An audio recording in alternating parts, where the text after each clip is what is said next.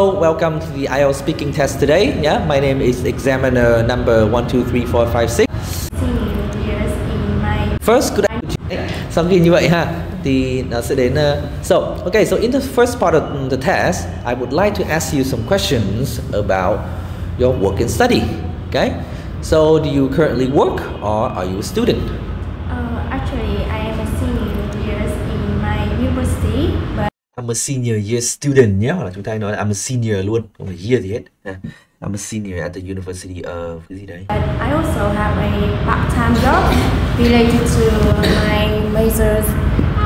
I also have a part-time job, liền mạch cần tí ha. I also have a part-time job which is related to My major in university. Major nhá, cái âm này em chưa chuẩn này. Major. That is teaching children. So có thể nói là so basically what I do is that I teach children. I think I also a student and also could be considered as a workers. Okay, cứ lằng ngoằng tự nhiên cho câu đấy vào làm gì? I think I'm both working and studying at the same time. At the same time, yeah. Okay. What do you want to do in the future? Actually, I'm not sure. You know, because I'm a senior student, I have to decide what job I should participate in the futures. But participate in jobs nghe buồn cười ha. You want to take a job, have a job, yeah. I still confused right now, but I think my plan in the future could be, can be like to be. Could be lại can be là sao? So like could be, can be lại to be. Can be like to be, can be a teachers, but luôn luôn chắc chắn với ngôn ngữ đã dùng cái gì đừng có thay đổi nữa. Okay. I think I could do gì đấy. I could become a teacher. I can become a teacher. I think I will become a teacher. Chốt luôn, đừng có could rồi lại can rồi lại to ha. Nó thể hiện cái sự gì nhỉ? Repetition ở đây ha, self correction quá nhiều. It could be changed in the future. I'm not sure. It could change in the future. Right now. Okay, thank you. Now let's consider a little. Mấy cái câu đầu nhớ là đôi khi đây chỉ là cái giai đoạn warm up cho em thôi. Nên em đừng có nói dài quá ha. Nói ngắn cái câu này thôi. Đấy, sao cho một với một team mình cứ bị run ấy. Câu này câu warm up thôi. Nói dài tự nhiên lại khó. Cả một bài thi mình có rất nhiều cơ hội để nói dài, đúng không nào? Không phải tự nhiên phải đi nói dài mấy cái câu đầu này làm gì. Future. I'm not sure right now. Okay, thank you. Now let's consider a little bit about the topic of communication. Okay? All right. So, how do you often communicate with your friends? Like, I could say pretty much every day. I talk with my friends a lot about anything. Pretty much every day, yeah. Happens in my daily life, especially when I are struggling with my boss at my working centers. I would come to my friends and talk with them, share with them about my difficulty, so they would help me to relax and maybe reduce a little bit about my stress from working and reduce a little bit of stress luôn ha. Reduce a little bit of the amount of stress that I have. Thì nó là ngoan quá. Maybe studying. Have you ever had an argument with your friend? Actually, I consider myself that is a person who don't really fighting with other people. Don't really fighting là sao? Actually, I don't. Ngữ pháp là gì vậy? I consider myself to be someone who doesn't really have a fight with other people. Who doesn't cái gì đấy? Want to have any argument with other people because after that I could not keep a long relationship with them. So when I go to university, I promise that university I would avoid any argument could arise that have a bad effect for my relationship. Bad effect in for my đã effect thì luôn phải nhớ cả cụm. Have a bad effect on, have a negative effect on, have a negative impact on. Nhớ cái cụm đấy cho nên nói 4 từ liền luôn. Cho nên không bao giờ mình bị quên theo cái kiểu là mình nói từ effect thì mình ôi chết đi với giới từ gì nhỉ? Chưa nào? Luyện theo cụm luôn. Okay, thank you. Okay, let's move on to the last topic today. The topic of riding a bike. Okay. So did you used to ride a bike when you were young? Yeah, actually, when I was in my high school, I Là sao quên không nối âm nhỉ? used to bike to my school like every day, and I really enjoyed it. I think it's really a good activity for us improving the young people health.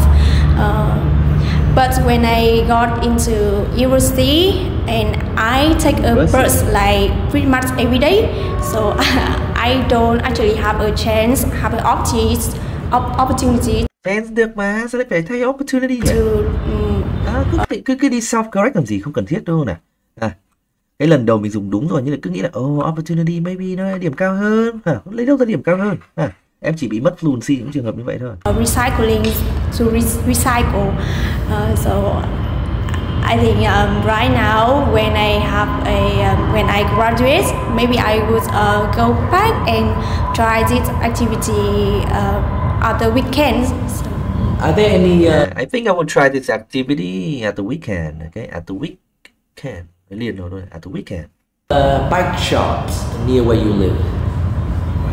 Bike shop? Yeah, shops that sell bicycles. I don't think so. I think my school around my university they have a lot of shop, but not really. My university là sao trời ơi? University they have a lot of shop, but not really about selling any bicycle, but Pháp hơi bị không ổn nha.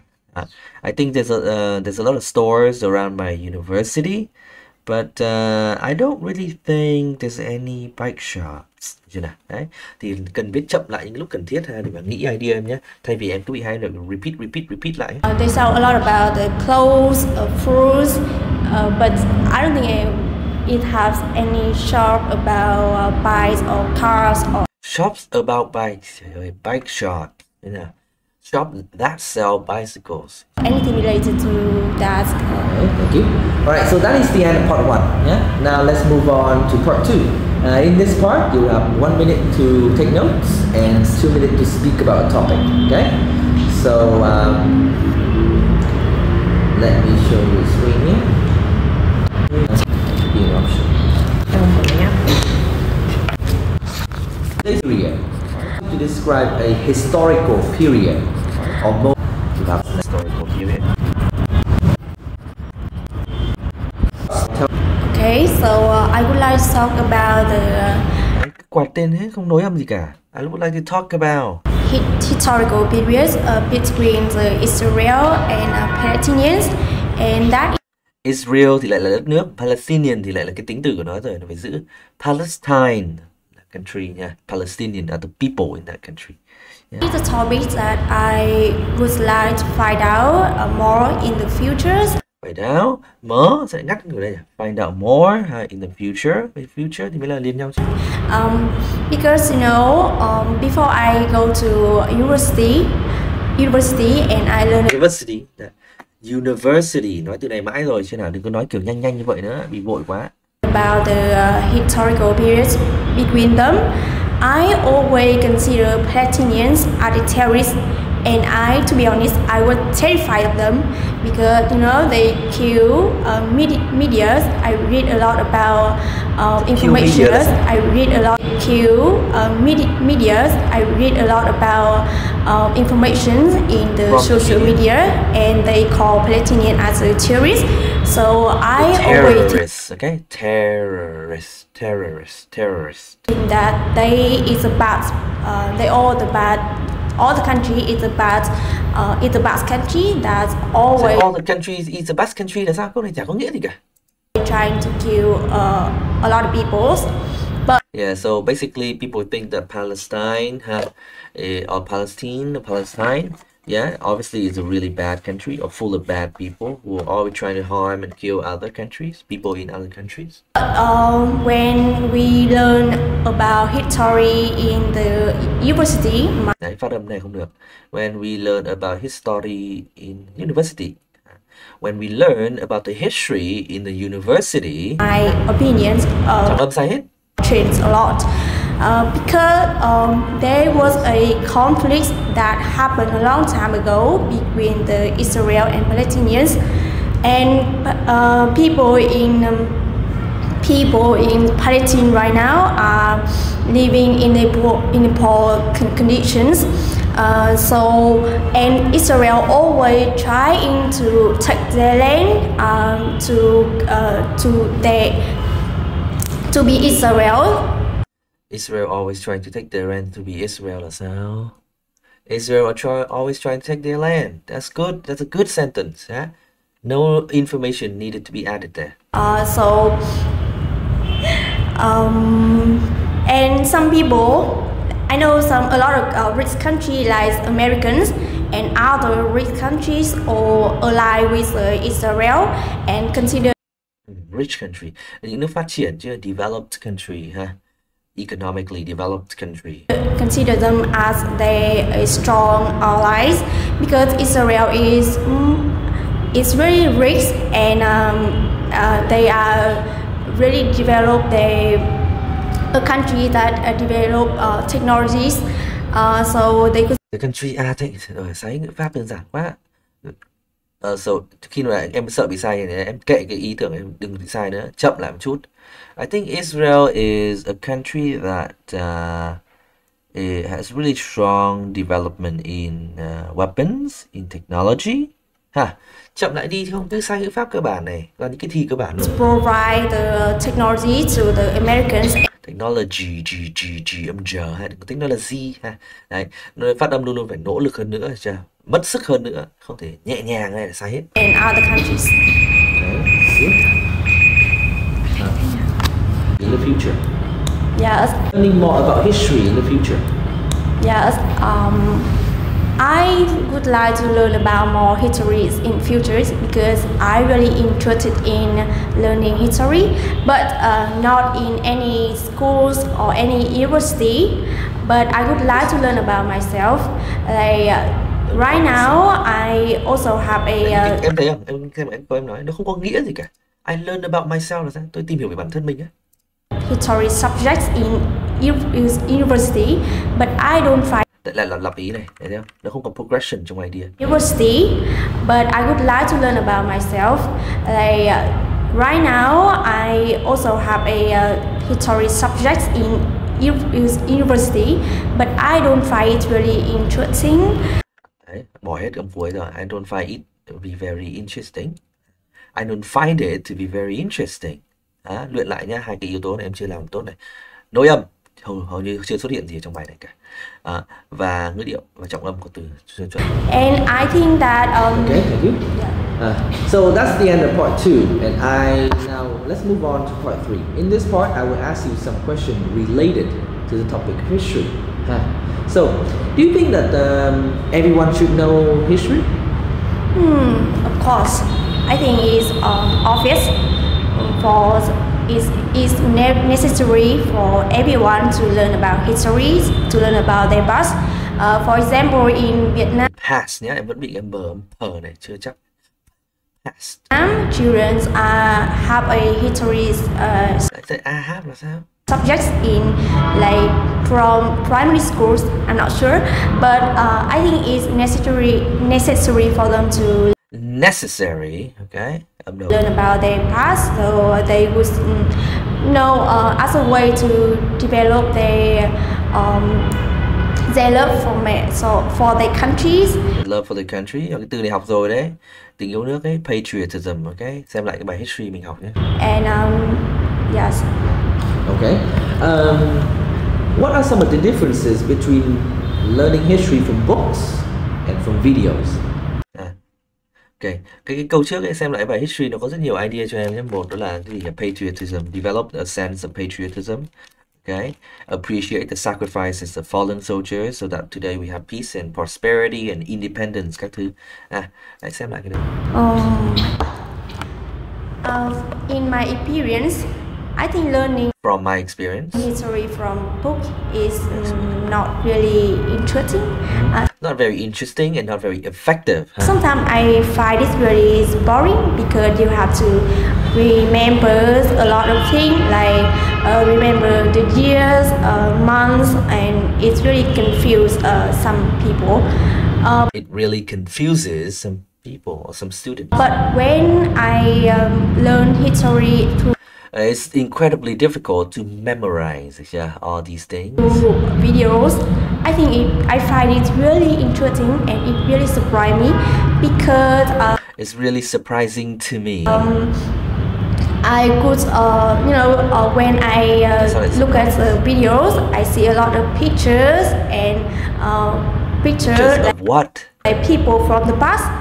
So it helped me to Memorize. memory the past the events. Em thấy không? Ngữ pháp này em không chưa đạt đến tầm, nó bị sai nhiều quá. Cái tần suất của ta đang bị sai nhiều. More longer. Do you Đấy lại more. think that's something that school should adopt? Is teaching history through like videos and stuff instead of just learning through books? I think it's necessary for the schools to I think it's a great idea. Kiểu vậy. combine two methods, both in learning through books and learning through the videos, because I think it's also necessary for children to learn from books because Nói lặp lại, necessary is necessary. Why is it necessary? That why that this is because, rồi lại đi giải thích lại because it's necessary. Người ta cần giải thích là tại sao nó necessary chứ không phải là vì nó necessary. Nên học lịch sử vì books cái kia vì nó necessary. learning from books is provide much more information than through the videos. Much more information, nó khác không này? But after that, they could go through the videos and find out more information that could strengthening their memories. Nó rất là mâu thuẫn này. Books has more information, but you can watch video to find out more information. Câu như này. Books có nhiều thông tin hơn, nhưng chúng ta nên xem video để lấy nhiều thêm thông tin. Hả? Câu vô nghĩa. Này. Okay, thank you. That is. Em nên nói theo kiểu là okay, so I think from reading a book, because you're reading it very slowly, right? So I think it's easier to sort of take time and really remember all these details. But I find that when you watch a video, you get the audio and the images, so maybe it's easier to visualize, okay, what actually happened in the past. Yeah, so I guess children can appreciate the sacrifices of the fallen soldiers more, yeah, when they watch a video and things like this. The end of the speaking test. Thank you. Tổng hợp lại nhé, cái điểm chưa tốt là gì? Điểm tiếp theo cái điểm chúng ta làm chưa tốt đó là cái phát âm của em ấy, đi từng cái một nhé, trôi chảy, vẫn bị repetition. Cái lúc opportunity vẫn phải chọn chance là không được này. Commit với cái đầu tiên, đừng nghĩ là mình có từ hay hơn, mình phải đổi cái từ đấy, đừng làm như vậy ha. Cái từ đầu đã dùng đúng rồi, là cứ thế nói tiếp, mặc kệ, xem nào. Đừng có cái tâm lý là lúc nào ước gì mình để nói cái từ này, chưa chắc nó đã hay hơn đâu mà đôi khi nó còn giảm cái fluency cho em ấy. Cái thứ hai đó là về cái ngữ pháp. Từ vựng thì cũng không có quá nhiều vấn đề về từ vựng, nói chung là đủ để diễn đạt ý tưởng của mình trong đầu nhưng mà cái ngữ pháp thì bị sai rất là nhiều. Đấy, sai những pháp cơ bản cũng có. Những cái cách tạo câu lên cảm thấy có một sự khó khăn ở đây, chưa hoàn toàn dễ dàng để đáp ứng ngữ pháp. Đấy, thì ngữ pháp phải điều chỉnh, dùng câu đơn giản thôi, những cái cụm mình đã học. Thêm một số mệnh đề quan hệ, một số thử dùng although, despite, thử dùng although, despite, mấy complex sentence ấy, các thứ sao cho nó thành thạo đi, which is, các thứ phải có cho nó thành thạo. Phát âm thì đang bị sai một số âm như trong video anh đã bảo nhé, hay là chưa có cái nối âm gì cả. Đấy, nối âm rất là quan trọng và mình chưa thể hiện được. Qua khóa học của mình đã luyện rất nhiều nối âm, xem lại các recording được, các bài slide, đấy, các video của các ông native speaker ông nói và luyện lại nối âm, chứ là luôn luôn phải nói có nối âm trong lúc cần thiết. Và trọng âm cũng bị sai, những cái từ như là university học mãi rồi chứ nào. Đấy, thì phải university, chưa, không phải university. Thì mình lại quay lại cái lối mòn ngày xưa mình nói chuyện rồi, mình cứ nói về chả có nhấn nhá gì hết, cái đấy là không, là chưa được. Chưa. Em có thói quen là em nhấn nhá lúc đầu ấy, ví dụ như là em trả lời câu hỏi definitely các thứ, absolutely nha, nhưng mà cái đấy phải giữ được consistent qua hết cả cái câu trả lời của mình, không chỉ ở một cái phần đầu, xem nào. Ok, thì luyện tiếp nhé. Anh nghĩ ở thời điểm hiện tại thì cái grammar người ta sẽ không cho em được 7 đâu. Với cái grammar nó sai tần suất hơi nhiều. Đấy, phải tránh cái grammar. Cái thứ hai là cái phát âm nữa. Đấy, để mà muốn được 7 thì em phải luyện thêm một thời gian nữa nhé. Còn hiện tại nó đang vẫn ở chỉ ở mức 6,5 thôi.